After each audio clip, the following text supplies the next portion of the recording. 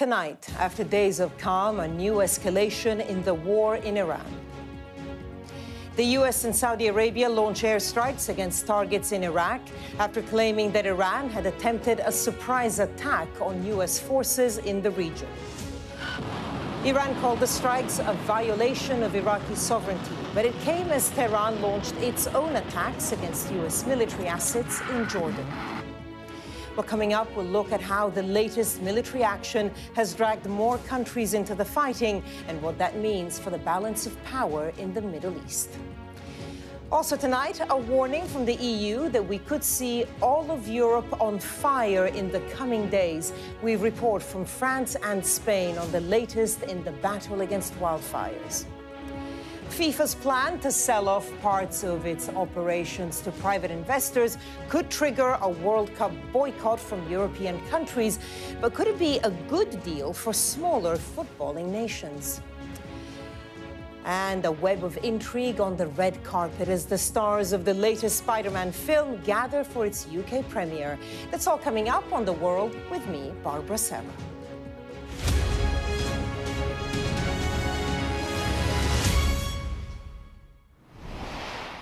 Good evening. Days of relative calm in the Middle East ended last night with an escalation that vividly illustrated how widely the contagion of the war in Iran has spread. U.S. and Saudi fighter jets attacked Iranian-linked militias in Iraq, with the Saudi action coming after its oil facilities had faced a barrage of drone attacks in recent days. The Saudis have sought to avoid becoming directly involved in the fighting up to this point. Well, the Iranians launched their own attacks, firing missiles at military bases in Jordan and oil tankers, sparking another rise in oil prices. Well, we often refer to this conflict as the war in Iran as a convenient shorthand. But when in just one night, Saudi Arabia, Iraq and Jordan are involved in military action, well, the regional nature of this war becomes all too clear. We've heard from President Trump in the past hour, who threatened further action. Let's take a listen. We're going to be hitting them very hard because it's our turn to hit them. They know it's coming. They're asking us not to do it, but they tried shooting it last night. So we had 5 rockets shot going 8,500 miles an hour, and all 5 rockets were knocked down to the ground. But they nevertheless took a shot, so it's our turn. And we'll see if we get there with an agreement at some point, but we're going to hit them very hard.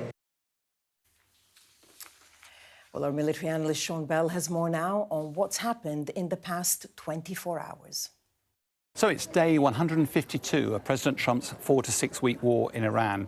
After a relatively quiet few days, last night was intense military activity again. But what was the surprise about Iran's surprise attack? Overnight last night, we heard that 3 oil tankers were attacked in the Strait of Hormuz. It looks like they were passing in the southern route, which is very close to the Omani coastline, supported by American ships and in direct contravention of the clear route by Iran, which is operating up to the north. Now, every time that's happened in the past, that's acted as the catalyst for a tit-for-tat exchange between America and Iran. That's exactly what happened last night. As a result of that, America attacked a series of military targets around the Strait of Hormuz, deliberately designed to try to reduce Iran's ability to strike back and to strike commercial shipping. Meanwhile, the Iranians, in response to those attacks, therefore targeted the region, went across and targeted American forces in Jordan with a series of ballistic missile strikes. Now, Central Command have said that all of those ballistic missiles were intercepted. The challenge, of course, is that what's actually happening here is that there's a regional conflict that's expanding well beyond the boundaries of Iran. The Houthis, operating out of the Yemen, they've been attacking Saudi Arabian oil facilities over the last few days with a series of drone strikes. Central Command announced that last night both American fighters and Saudi Arabian fighters operating together struck a number of Houthi military targets to try and stop them threatening the Bab al-Mandab Straits. In a rare intervention on behalf of the Crown Prince, the Saudi foreign minister said they didn't want to see any form of escalation in the region, but they would act in response to any form of aggression. In addition to that, there are a number of Iranian-backed militia groups operating in Iraq. Some of them have been attacking American facilities there over the last few days. There have been 30 drone attacks in the last 72 hours. Central Command announced that there have been a number of attacks into Iraq, targeting military facilities there. The Iraqis claim that 20 people were killed and 32 were injured in those most recent periods of attack. So why has there been a sudden resumption in these attacks? Well, last night it's quite difficult to see who struck who first and the sequencing of events. But America is saying that Iran had conducted a surprise attack against America, mainly implied that actually Iran was operating proactively. But the challenge is this is all about the Strait of Hormuz. It's all about control. It's all about the Memorandum of Understanding and Clause 5, which effectively gave Iran responsibility for the safe passage of vessels through those straits. Every time America tries to force commercial vessels through that new southern route, it precipitates an escalation of violence, and that continues. Well, when President Trump first started this war, he announced it would be a 4 to 6 week war, and the much anticipated and crucial midterm elections in America were many, many months away. However, we're now day 152 of the war. There's less than 100 days left before those elections. Crucially, America does not like this war in Iran. President Trump's personal popularity has dropped. This is not the legacy that either President Trump or the Republican Party would have anticipated. Well, joining me now in the studio is Mahdi Khouloum, a Bahraini analyst with the Observer Research Foundation Middle East. So thank you so much for joining us here on the program. How much of a game changer do you think the events of the past 24 hours are? Well, thank you so much for having me. I think the events of the past 24 hours have been quite significant in the sense that these are, I think, the first public retaliation by a Gulf country against Iran, kind of indirectly, by the Saudis attacking the Iraqi militias and as well retaliating against them. So I think this is a significant move towards establishing or re-establishing Gulf deterrence vis-a-vis Iran. Okay. I mean, you say it's the first one because obviously the Gulf countries have tried to show restraint. They have retaliated in some ways, but do you think that this is now the end of that restraint, or do you think it's still in the phase of trying to send Iran a message? I think it's still in the phase of trying to send Iran a message because ultimately restraint is a long-standing policy of the Gulf, especially since February 28. I don't think that policy has shifted too far away from the principle of restraint. But we're seeing probably a message to Iran that, look, patience is running low. That the continued attacks on Bahrain, Kuwait, on vessels, on Saudi Arabia, on Qatar, I mean, these have become endless, continuous attacks that I think it's probably in the eye of a lot of Gulf policymakers, it's time to reconsider. Yeah, I mean, Iran has been pretty clear, though, from the start of the war, that any country that's aligned with the U.S., and most of the Gulf states are in one way or another, is effectively seen as an enemy. So does this risk becoming truly a regional war when we consider how many Iran-backed, militias or groups there are in other countries across the Middle East?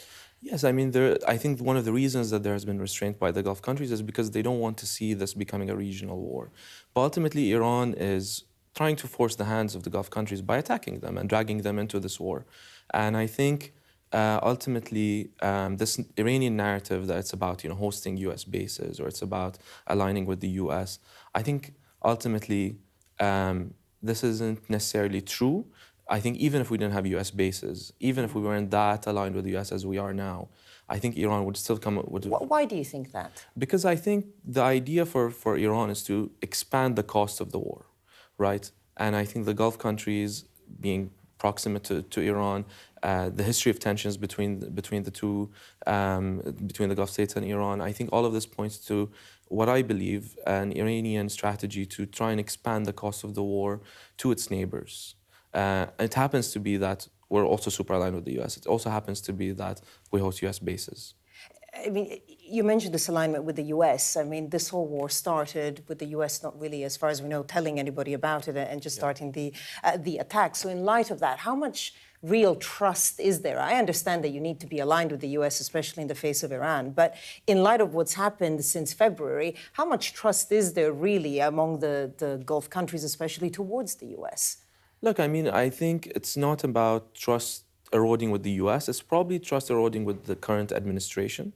I think, like you mentioned, the institutional links between the Gulf countries and the U.S. is long-standing across the U.S. bureaucracy and Congress and various institutions. So I think probably there are frustrations with some elements of the US administration. I think frustration is probably a diplomatic word. I mean, you say it's the administration, for the duration of this war, depending on how long it's going to last, but you are going to be dealing with that administration. I'm just wondering how much worry there is in the various capitals of the Gulf states about a very unpredictable America.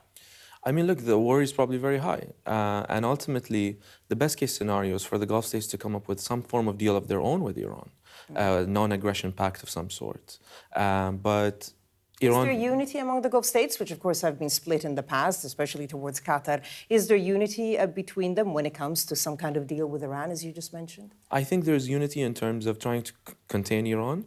I don't think there's unity yet in terms of arriving at a deal, but ultimately it doesn't really matter whether there's unity amongst the Gulf yet. What really matters is the goodwill being shown from the Iranian side. I think the division exists on the part of some Gulf countries because they aren't seeing signs of goodwill from Iran. One of the things that President Trump was certainly talking about over the past few weeks, and he brings it up, it's the Abraham Accords, obviously something he's very proud of from his first administration. Now, countries like Bahrain and the UAE have signed up, in fairness, before October 7th, so we'd see, we'll never know what might have happened if it had happened afterwards. Saudi obviously haven't. How do you think that President Trump pushing that might affect the balance of Saudi Arabia? Do you ever see Saudi Arabia signing up to the accords, which would mean normalizing relations with Israel when there is no path to a Palestinian state right now? No, I don't see Saudi Arabia signing the accords without, progress on the Palestinian file, for sure. I think the context of the UAE and Bahrain signing the accords, like you said, in 2020, was very different time. I think what we're seeing is pressure from the US administration. I mean, the Saudis didn't even acknowledge yet, I believe, to my knowledge, the statement by Trump on social media about conditioning the accords on some form of nuclear deal with Saudi.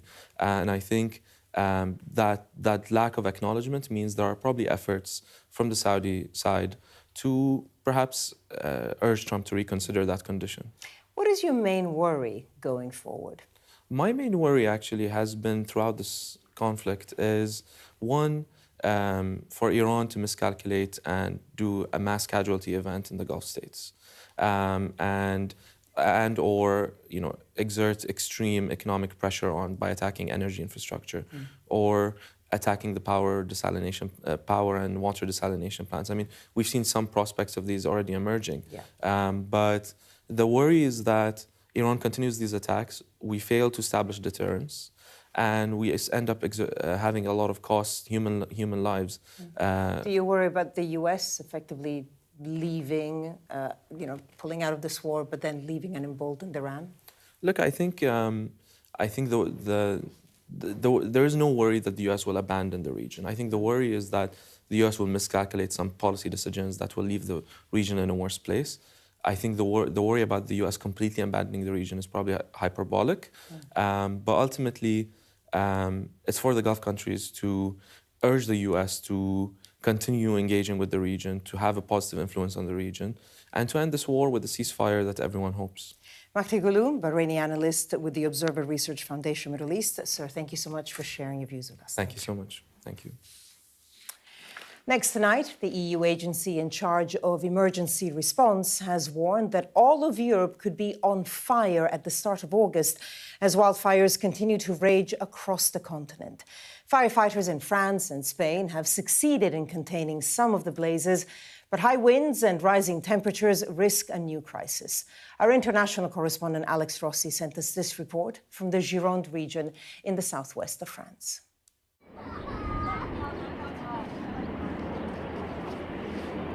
In the skies above the beaches of Arcachon, water bombers line up to refill, skimming across the water to fetch another load. As this region burns under an unforgiving sun, the French authorities continue to fight an aggressive fire that refuses to be contained. This region is being decimated, and for tourists and residents, these are worrying times. Usually the seafront and beach are packed, and now it's clearly empty. The main street, where all the shops are, is the same. Shopkeepers are complaining about the lack of people. I think people got scared. Of course we're worried. It's serious for the region, for the whole economy, for all the tourists who come here. It's tragic. And our region, which was so beautiful, is going to be scarred. Much of the Gironde has already been evacuated, and firefighters stare at maps, trying to understand where the blaze will strike next. This wildfire, the worst in modern times, remains highly volatile.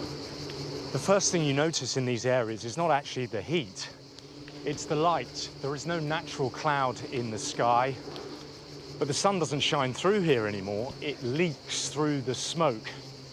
And the other thing is the quality of the air. This is a huge area. We're talking about 42,000 hectares of land, but the air quality is terrible. The smoke just catches in your throat all the time, and it doesn't really matter where you are. It's the same thing, very, very difficult to breathe. And the question people are asking here is how long this will last for. They're wondering the consequences of this environmental disaster, what it will mean for the future. Almost every firefighter in France is now in the southwest of the country. Such is the ferocity and scale of this inferno. I think it's starting to show on people's faces. The firefighters are exhausted, the volunteers are exhausted, the farmers are exhausted, but everyone is determined to protect this forest, which is our home. At the moment, the economic damage of this disaster is impossible to calculate. But many people have been made homeless, their properties destroyed beyond repair. Local volunteers are also providing a vital line of defence. This team stopping small pockets of fire from igniting again. It's apocalyptic here. You can see all along the street here. It's an apocalyptic episode for the Porge and all the Gironde. So I'm with my bicycle, and it's a fat bike. I can go in the forest. I see the hotspot, and according to the hotspot, we come with the pickup, and we come with the water block and everything. Firefighters are making progress in places and have stabilised much of the perimeter of the blaze. But with another spell of intense heat, the next 48 hours will be critical. Alex Rossi, Sky News, Southwest France. Well, in areas where the fires have been suppressed, there is, of course, relief, but also anger and frustration as they try to return to life as normal. Our correspondent Sadia Chowdhury has been speaking to farmers in Cestes in the south of France. If I lose this field, I will lose the entire year. Guillaume has just 3 days to harvest a field of sweet corn, 2 days to seed the beans, and 1 week to fertilise and treat the carrots. But he spent the past week alongside thousands of French farmers helping to bring Gironde's vast wildfire under control. Now he says he's been betrayed. They're volunteering their time and effort and their vehicles to try and help and bolster that firefighting effort. Remember this? On Sunday, he took Sky News right to the front line, where we witnessed how farmers made water runs to restock the fire engines. Guillaume risked his life, but says the local government won't allow farmers to go back to work, and that the decision came from the fire service. They say it's unsafe. He says otherwise. When you go inside, for example, I think this one is good. Yeah. Wow. The grain. So this is a good one. So in 3 days, 4 days, I will be done. It will be too late. With a good taste, good color, good grain, and you can try it. Guillaume explains his farm acts as a natural fire break. The fire come here, from here, from here. This cannot burn. It's impossible. So this protects the rest of the city, of the forest. As we return past fields empty of workers, Guillaume says the decision makes no sense.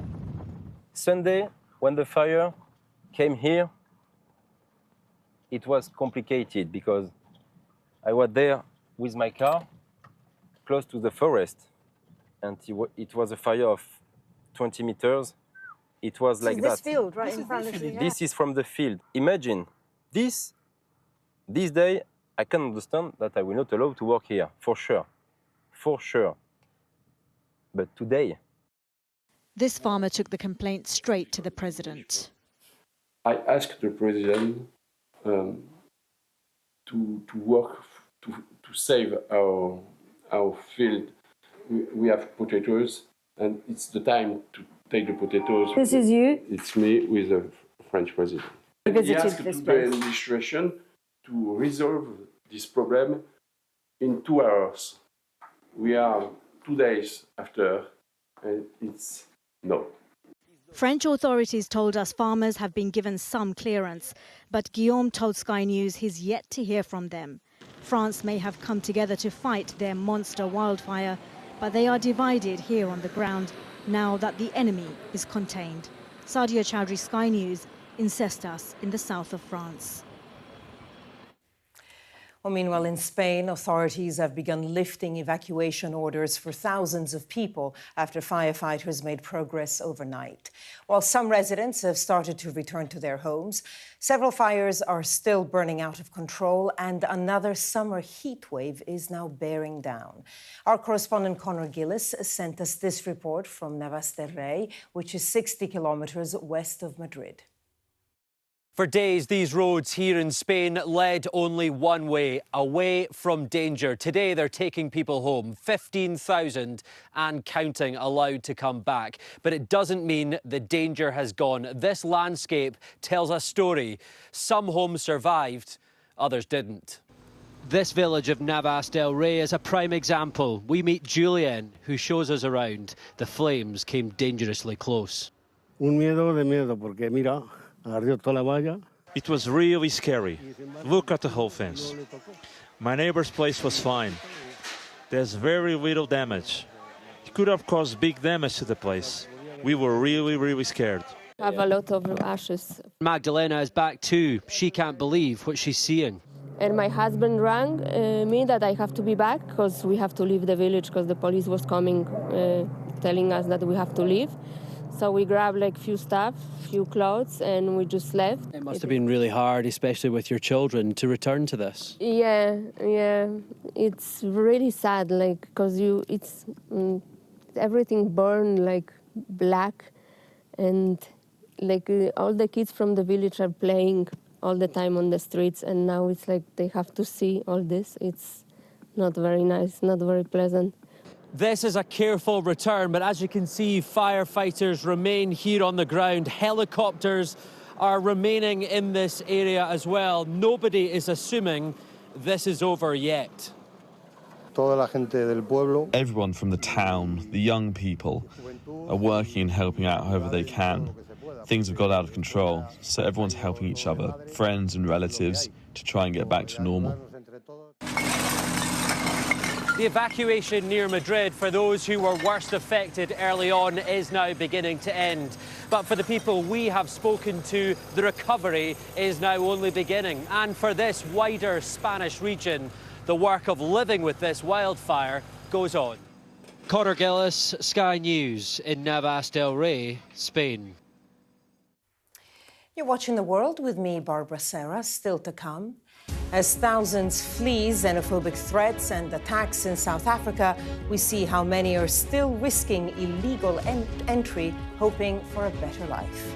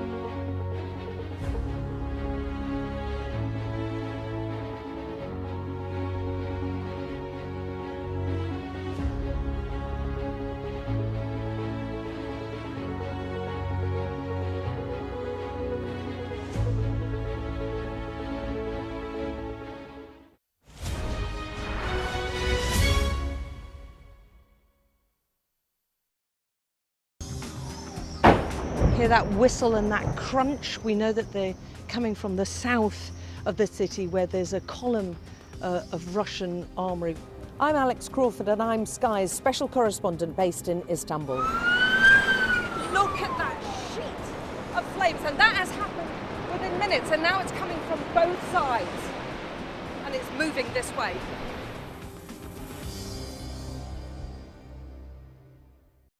The best thing about being a Sky News journalist? I'm going to take you behind the scenes here for Election Night Live. They have gone up and up. Being a Sky News journalist. Ed Conway, Sky News, is anyone going to talk to us?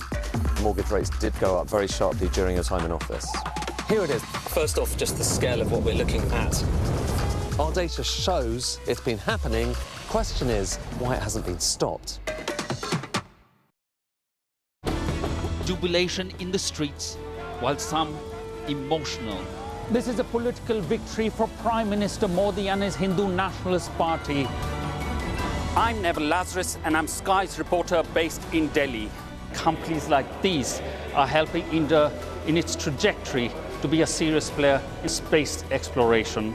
Sky News, get the full story first.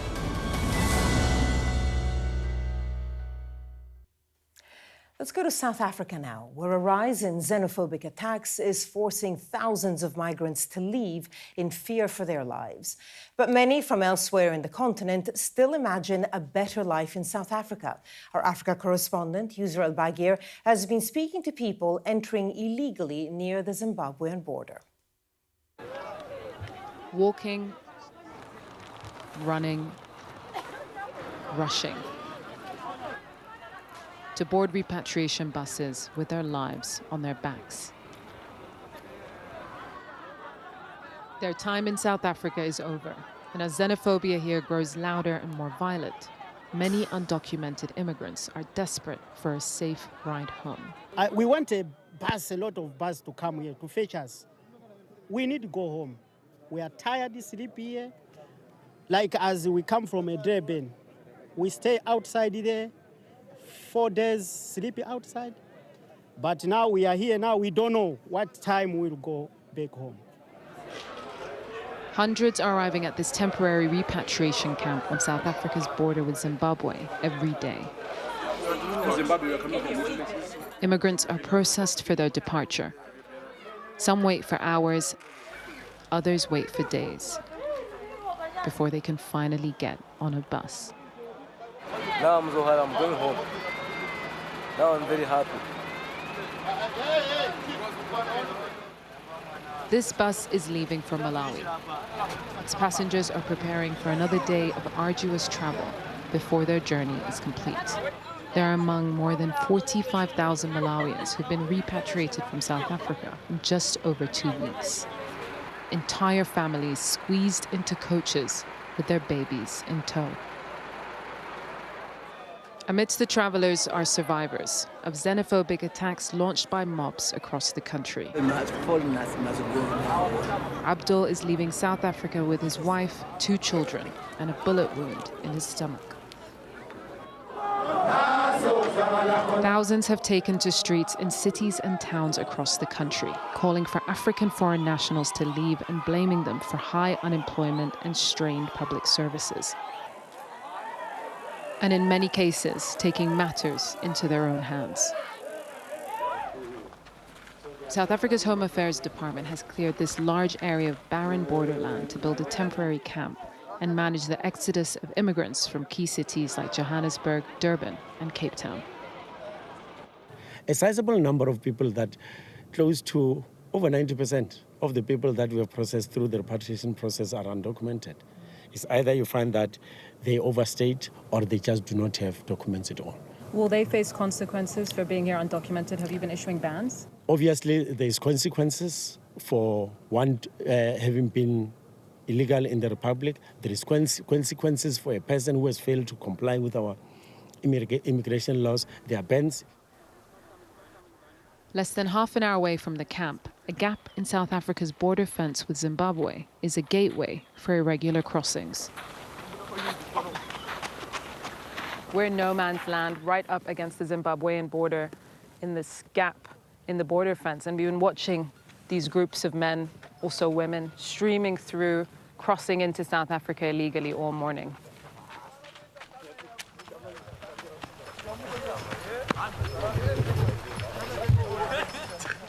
They pick up pace, but are undeterred by our presence. Let me just say that I'm a smuggler. You're a smuggler? Yeah. What are you smuggling? Yeah, clothes. Clothes? Yeah. Why do you do it? It's illegal. Why are you doing it? For us to survive. On the South African side of the fence, queues of people keep passing through. Where are you going? I'm going to work. You work on this side? Yes. How come you're not using the official border post?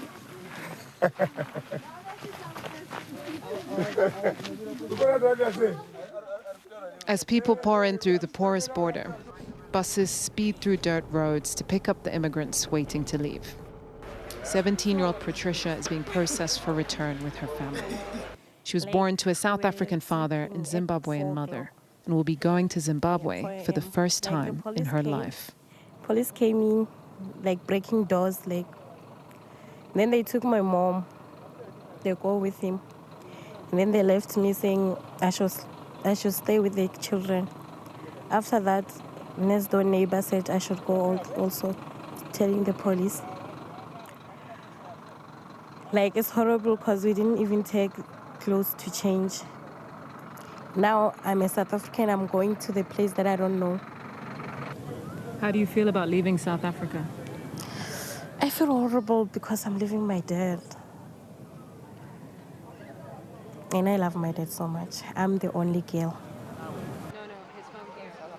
As buses prepare to depart, people hurriedly pick up donated supplies and lunch boxes for the road ahead.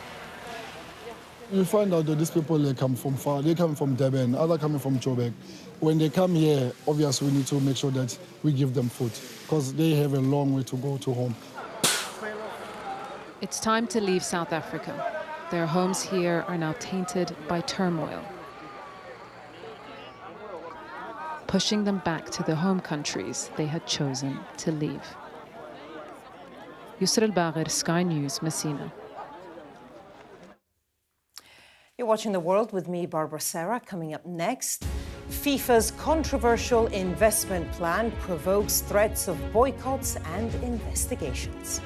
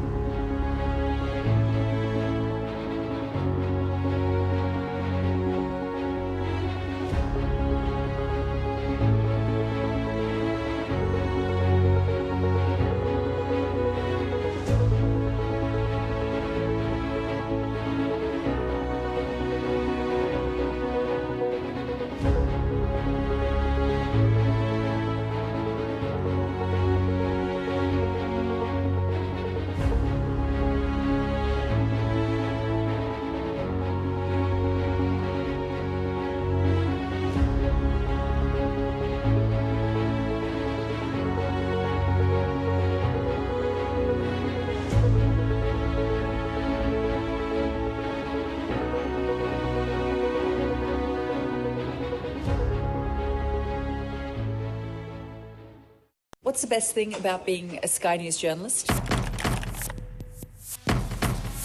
Who's funnier? Being a Sky News journalist. A special edition of The World with me, Yalda Hakim. Pakistan had the right to respond. You're like, what? Historic day here today. Congratulations, this is a huge moment. But what happens now? Fractions are rumbling through the world of football over FIFA's private equity plan. FIFA boss Gianni Infantino wants to sell stakes in a subsidiary running the World Cup. But Sky News understands that European football associations are preparing a fight back against the plan. Let's look at what's being proposed. Well, FIFA's funding program for the current four-year cycle entitles its member associations to $8 million each in forward funding for development projects and operational costs. Now, under Infantino's proposal, each member association would receive up to $40 million in forward funding. That's 5 times the current entitlement. And under FIFA's own rules, all member associations must get equal treatment. So nations such as Fiji or Nigeria get the same $40 million as England or Spain. Well, let's speak now to Osasu Obayuwana, football writer and former member of the FIFA Task Force Against Racism. Sir, thank you so much for joining us. So obviously UEFA up in arms about the whole plan. What have you made of it? Well, you know, this only came out yesterday. Even members of the FIFA Council did not know of this until it was released yesterday. The national associations are being given just less than 3 weeks to consider this proposal. It's a mind-blowing proposal. Having, you know, the World Cup in the hands of private equity or venture capitalists is not something I foresaw. It's quite a proposal, and not for good reasons. Well, a lot of the headlines in newspapers across Europe have said it's putting football up for sale. UEFA is up in arms. A lot of the national football confederations in Europe as well. I'm just wondering about the specific African point of view, certainly nations outside of Europe. Gianni Infantino often saying that, you know, he's doing all of this also, and not just this, but other proposals to strengthen football in the global south. What do you make of that particular angle? Well, it's interesting you asked me that, because less than 15 minutes before I started talking to you, the Confederation of African Football just put out a statement saying that they have received the proposal. They shall call for an executive committee meeting as soon as possible to discuss the proposal, and they shall be listening to the comments of their 54 member associations. But I do find that rather odd, because CAF got the information the same time that UEFA got it, the same time the AFC in Asia got it, the same time that CONCACAF got it. And they have all made very certain statements of how they are not happy with the way things have gone. So the question which the CAF president needs to ask, or rather answer, is why he needs more time when the other confederations have been able to examine this and realize that it is either not a good idea, or this is something that needs to be considered in further detail before it can be taken seriously. Well, Gianni Infantino seems to have historically had the support of African federations. Let me put a phrase to you from Patrice Motsepe, who's the head of the Confederation of African Football, as of course you know, speaking after the end of the World Cup. And speaking about Infantino, he said he's not just a good friend, he's a loyal friend. He's loyal to Africa. I come from a background where when people have been loyal to you, you never stab them in the back. So in light of that and what you've just said, that actually the African Confederation is, I guess, you know, hedging its bets or not coming out against this plan, at least not now, do you think that behind the scenes that actually they may well be supporting this in the end? Well, I wouldn't be surprised if many of them do, but the question which people within the African football system have been asking, which we don't get an answer to, is what exactly is FIFA doing for Africa that it is not doing for the rest of the world? If the president of the Confederation of African Football is saying that he is loyal to Gianni Infantino, on what basis? What does Africa get out of it? What special treatment does Africa get for the support it has given to him? These are the questions that we keep on asking because we don't see any evidence of any political benefit for this support. Well, let me put to you, I guess, a benefit that would come from this plan. If this plan goes through, then there'd be around $40 million or up to $40 million for each nation, which obviously carries more weight for smaller nations with smaller economies, a lot of nations in the global south, a lot of African nations with a strong footballing history, but maybe not quite the economic advantages of European nations. So there is an argument that this deal, if it goes through, could help smaller economies. What do you make of that point? Because that certainly is the one that FIFA would push. Well, some people would make that argument without doubt. Obviously, if you're talking of a Cape Verde or even a Nauru in the Pacific or a Belize in South America, I mean, this would be a huge amount of money for them because their football ecosystems don't generate that kind of money. But the question would be, how will the money be used? Would it be used properly? Would it actually develop football? Unfortunately, the stories we have had over many years from these FIFA programs has been that a lot of this money has been either embezzled or misused. And sometimes many of the federations who don't use this money properly get away with it. And the only time we hear of these things when there are political disagreements between the national associations and FIFA. And then suddenly we hear of investigations and audits and ethics proceedings. Looking ahead, if this does go forward, and also a lot of FIFA's other plans of a World Cup with more than 60 teams playing as opposed to the 48, which was already a record number of teams. Again, Gianni Infantino would push the idea that this is good for the global south. It breaks away from just almost the monopoly of European nations and some Latin American ones. But I'm just wondering where you see football going in a place like Africa if this deal goes through. Well, are you talking about the World Cup going to 64 teams? Or are we still talking? No, specifically this one about the stakes, basically. Well, as I've said, you know, it is the job of African nations to develop their football economies independently. You can't be just depending on a world governing body to give you money year after year to develop your football. That's not how to develop football. Yes, money is good to get extra money, but that is not the way forward. And mind you, everyone is talking about the money that, you know, African countries or smaller countries would get. How much are the venture capitalists or the PE people who are going to be making this investment? What are they getting? What level of control are they going to have? Because I saw the letter which was issued yesterday from FIFA to the national associations, where they were saying, well, FIFA will be able to maintain control. They would have a majority on the board. Apologies, we've run out of time. We're going to have to leave it there, but it's a topic I'm sure we'll discuss again, especially when we get reaction from the African Federation. Osasu Oboyawana, sir, thank you. Welcome. Now, soldiers and emergency workers in Japan are continuing to search for anyone left alive after a shopping mall and houses were badly damaged by an earthquake. At least 18 people are confirmed to have been killed after the magnitude 7.1 quake hit the Kumamoto area in the southern island of Kyushu yesterday. Well, Japan's Ministry of Defense has released drone footage showing the damage inside the shopping center, which collapsed during and after the earthquake, thanks to the tremors and the subsequent suspected gas leak. Japan's Prime Minister says she will deploy every resource that she can to help rescuers. More than 3,000 military personnel and 20 aircraft have already been sent.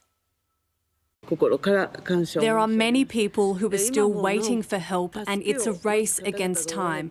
We will go all out to find and rescue as many people as we can. Well, Sky's Asia correspondent Helen Ann Smith has the latest.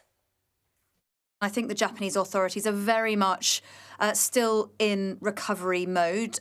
They believe there are people still missing. As you heard the Prime Minister Takaichi say there, the race is on to find those people. But look, the scale of the damage is big, and there's a big clear-up operation, and there are still many, many people without power, without water. So I think a sense that the situation remains very, very fluid indeed. The search and rescue operations are focused, of course, across that city, but there are two key sites where I think a lot of the injuries have been, sadly, where a lot of the casualties seem to have been. One of them is this Nippon paper factory, where a whole kind of huge chimney appears to have collapsed. The pictures are quite dramatic. They almost look as if the chimney's just been sort of decapitated.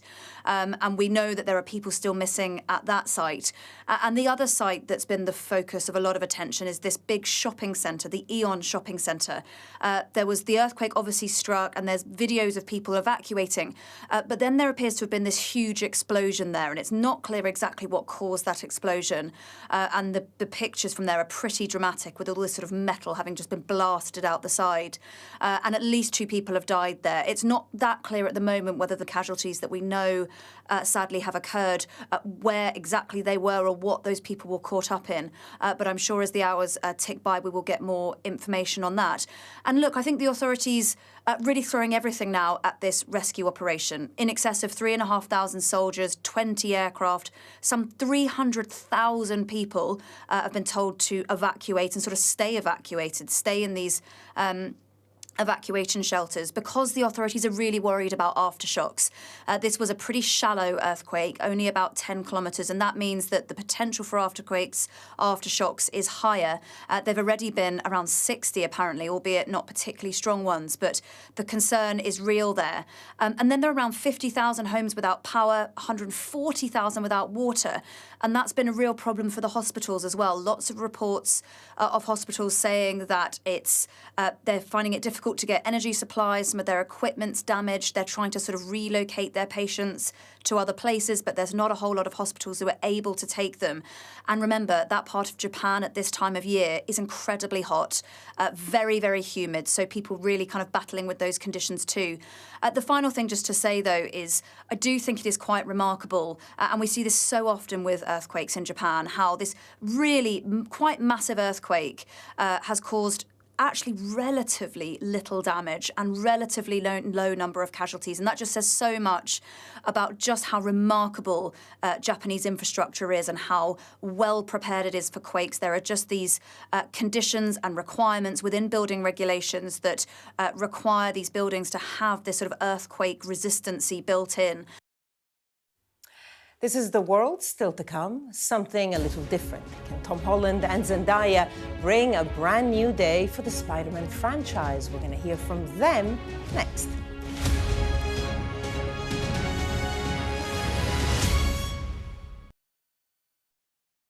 Liberation Day. By popular demand, Wow. here we are. Donald Trump. It is quite the story. Wherever it goes, on Trump 100, we go with it.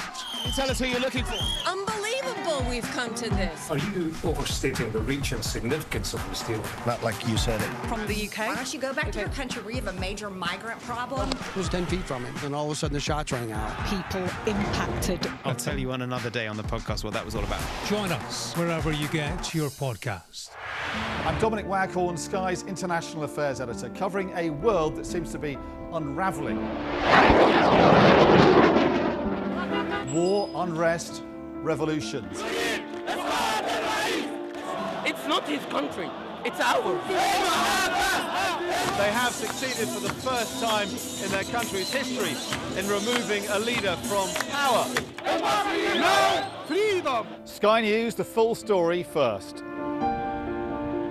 There was fighting here, but there's clearly now a lull, and they're using it to bring up more ammunition. This is a mass exodus in which Russia is hemorrhaging some of its brightest and its best. According to the local weather channel, there have been more than 2,500 lightning strikes and flash flooding, all on top of this week's lethal tornado. What stays with you most in this job is some of the people you meet. What is your worst fear about what the Russians want to do to the children? They're just boosting demographics by stealing young people. Would you like to take the opportunity, Mr. President, on Sky News to invite Barack Obama to come here?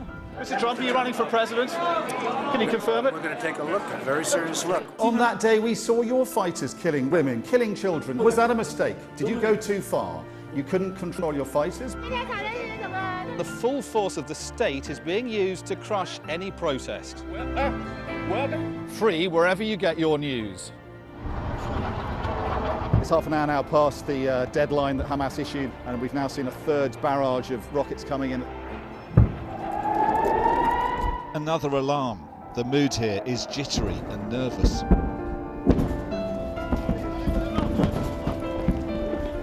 We're seeing the world get more and more divided, and it's our job to try to make sense of it all.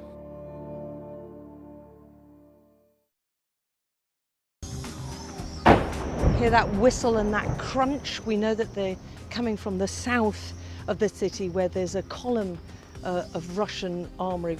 I'm Alex Crawford and I'm Sky's special correspondent based in Istanbul. Look at that sheet of flames, and that has happened within minutes, and now it's coming from both sides, and it's moving this way.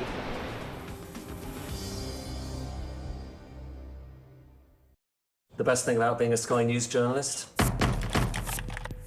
I'm going to take you behind the scenes here for Election Night Live. They have gone up and up. Being a Sky News journalist. Ed Conway, Sky News, is anyone going to talk to us? Mortgage rates did go up very sharply during your time in office. Here it is. First off, just the scale of what we're looking at. Our data shows it's been happening. Question is, why it hasn't been stopped. Now, the London premiere for the newest Spider-Man film, Brand New Day, has been held in Leicester Square. We're going to hear from two of the stars, Tom Holland and Zendaya, in just a moment. But first, here's a flavour of what fans can expect from the latest instalment. Faced with a threat we can't control, one we can't even see. You're the only one who's immune to it. You're the only one who can sense it. And what do you think they're looking for? Oh, see, you stumbled across my board. Well, our reporter David Redgard was at this evening's premiere. Let's hear from the two stars. How has it been for you having this character in your life for the past 10 years? What's it meant to you? I mean, it's been an absolute dream come true, you know, playing this character for 10 years, growing with him, seeing how the character's grown, listening to the fans and understanding what they want and trying to bring that to life has been such a joy. And to be here today in London, my hometown, this is the first time we've done this here. It feels incredibly special.